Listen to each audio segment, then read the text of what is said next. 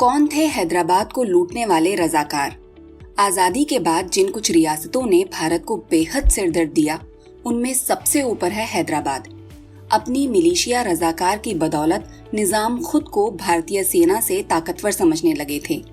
Sir Mir Usman Ali Khan Siddiqui Asaf जहां सप्तम के बारे में कहा जाता है कि वो अपने वक्त में दुनिया के सबसे धनी शख्स थे। अगर इस समय भी उनकी दौलत का जायजा लिया जाए तो फोर्ब्स की खरबपतियों की लिस्ट में कई नाम पीछे छूट जाएंगे। इतनी दौलत होने के बावजूद भी अव्वल दर्जे के कंजूस।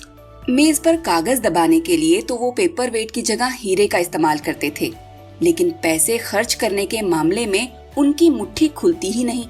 बताते हैं कि एक ही टोपी को उन्होंने दशकों तक पहना, जवानी से बुढ़ापे में पहुंच गए उस एक टोपी को पहनते हुए। उनके पुरखे मुगलों के दरबारी थे, लेकिन वहाँ की कोई तमीज उस्मान अली खान तक नहीं पहुँच सकी थी। खाना खाते थे टीन की प्लेट में और सिगरेट कई बार अपने मेहमानों से भी मांग लेते। शक्ल सूरत भी कोई ऐसी नहीं थी कि देखकर कहा जाए बाअदब बा मुलाहिजा होशियार, आसफ जाही राजवंश के चश्मो चराग आ रहे हैं। इन सब के बावजूद एक हुनर था उनमें, अपनी गद्दी बचाए रखने का हुनर। वो हैदराबाद रियासत के नवाब थे। अब उनकी पहचान आखिरी नवाब के रूप में है। मीर उस्मान अली के दादा परदादा जब निजाम थे, उस समय हैदराबाद रियासत की एक सीमा लगती थी मराठों से और दूसरी मद्रास रियासत से। कभी इधर से हमला होता, कभी उधर से। निजाम ने इसका हल निकाला फ्रांसीसी और ब्रिटिश लोगों से दोस्ती करके। बाद में अंग्रेज पूरे भारत पर हावी हो गए तो निजाम ने उन्हें ही अपना सबसे बड़ा दोस्त बना लिया। मीर उस्मान अली ने बस इसी दोस्ती को मजबूती से पकड़ कर रखा हुआ था। वो जितनी वफादारी गोरों से कर सकते थे उतनी करते थे। पूरा भारत अंग्रेजों को भगाने के लिए जोर लगा रहा था और वो थे कि अंग्रेजों को माल पानी दिए जा रहे थे। अपनी सत्ता बचाए रखने का ही हुनर था कि 12-13% मुस्लिम आबादी वाली रियासत को उन्होंने कंट्रोल करके रखा हुआ था।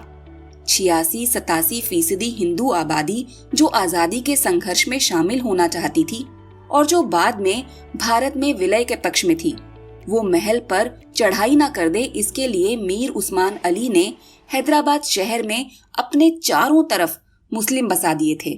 दरबार में, नौकरियों में, सेना में, हर जगह मुस्लिमों का दबदबा था।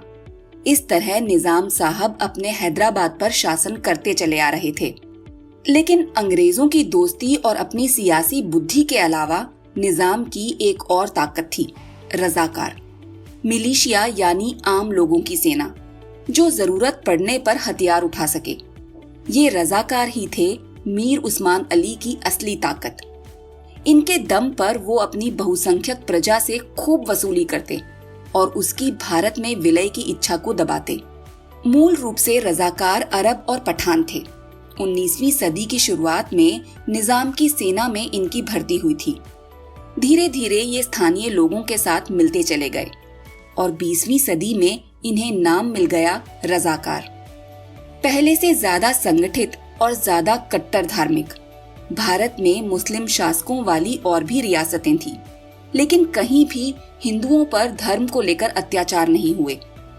दूसरी ओर हैदराबाद में अधिक आबादी होते हुए भी हिंदुओं को रजाकार के जुल्म सहने पड़ते थे। कासिम रिजवी के नेतृत्व संभालने के बाद रजाकार और भी बेकाबू हो गए। रिजवी एक मौलाना था, साथ ही राजनीतिक दल इत्तेहाद उल मुसलमीन का नेता। जब बंटवारे की बात शुरू हुई और करीब 550 रियासतों को भारत या पाकिस्तान में से किसी एक को चुनने का विकल्प दिया गया, तो हैदराबाद ने खुद को आजाद मुल्क घोषित करने की बात कही।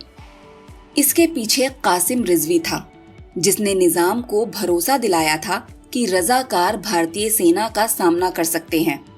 हैदराबाद को लेकर भारत सरकार के पास जो रिपोर्ट जा रही थी, वो भी बहुत अच्छी नहीं थी। इन रिपोर्ट्स में बताया गया कि रजाकार बहुत ताकतवर हैं, उनके पास आधुनिक हथियार हैं। निजाम ने पाकिस्तान से भी हथियार लिए हैं, हवाई शक्ति है उनके पास, बख्तरबंद गाड़ियां हैं। देश पहले ही जम्मू कश्मीर संकट में उलझा हुआ था। प्रधानमंत्री जवाहरलाल नेहरू नहीं चाहते थे कि एक और फ्रंट खुले और उनको दुनिया को जवाब देना पड़े। स्वतंत्रता मिलने के तुरंत बाद सितंबर 1947 में भारत और निजाम के बीच एक स्टैंड स्टिल एग्रीमेंट हुआ।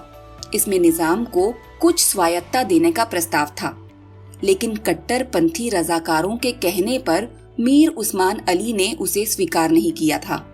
फिर भी नेहरू सरकार चाहती थी कि मामला बातचीत से सुलझे, इसलिए उसने ताकत आजमाने के विकल्प पर नहीं सोचा। इस बीच हैदराबाद से दंगे फसाद की खबरें आनी शुरू हो गईं। रजाकारों ने एक तरह से व्यवस्था अपने हाथ में ले ली। जमकर लूटपाट मचानी शुरू कर दी उन्होंने। हिंदुओं को तो लूटा ही गया, उन मुस्लिमों को भी नहीं छोड़ा गया जिनकी विश्वसनीयता पर संदेह था। हिंदू आबादी के पक्ष में कम्युनिस्ट और आंध्र हिंदू महासभा के कार्यकर्ता उठ खड़े हुए। जब लाशें गिरने लगीं और जनता का दबाव बढ़ा, तब जाकर 1948 की गर्मियों में सरकार ने सैन्य कार्रवाई के बारे में सोचना शुरू किया। हालांकि तब भी नेहरू सरकार के मन में हिचक थी कि अपनी ही जनता के खिलाफ सेना उतारने पर दुनिया क्या कहेगी।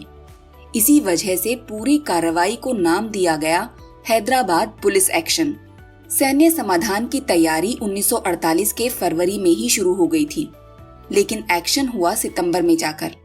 इस समय तक रजाकारों का अत्याचार बेहद बढ़ गया था और एक तरह से सत्ता कासिम रिजवी के हाथ में आ गई थी। फिर कुछ मौके ऐसे आए जहां रजाकारों ने भारतीय सेना पर घात लगाकर हमला करना शुरू कर दिया। इसके बाद तो पूरी तरह साफ हो गया कि निजाम के बस में कुछ रहा नहीं। रजाकार बेकाबू हो चुके हैं और भारतीय बनने की इच्छुक जनता को बचाने के लिए जल्द से जल्द कार्रवाई शुरू कर देनी चाहिए। 12 सितंबर 1948 को दोपहर 1:45 पर सेना ने अभियान शुरू किया। कुल 5 तरफ से धावा बोला गया। पोलो एयर टास्क फोर्स भी बनाई गई थी ताकि किसी तरह के हवाई हमले का तुरंत जवाब दिया जा सके। लड़ाई शुरू होने के साथ ही पता चल गया कि निजाम और रजाकारों की ताकत को कितना बड़ा चढ़ाकर आंका गया था। रजाकारों को केवल अत्याचार करना आता था। वे निहत्थे आम लोगों से लूटपाट कर सकते थे। युद्ध करना, और वो भी बेहद प्रशिक्षित भारतीय सेना से, उनके बस का नहीं था। ना तो उनके पास हथियार थे और ना लोग। निजाम की कोई एयरफोर्स भी नहीं थी और बख्तरबंद गाड़ियां इस लायक नहीं थीं कि इस्तेमाल में लाई जा सकें। जंग लगी बंदूकें भारतीय जवानों के सामने कितनी गोलियां उगलती। कुछ ही वक्त में रजाकार ये लड़ाई हार चुके थे।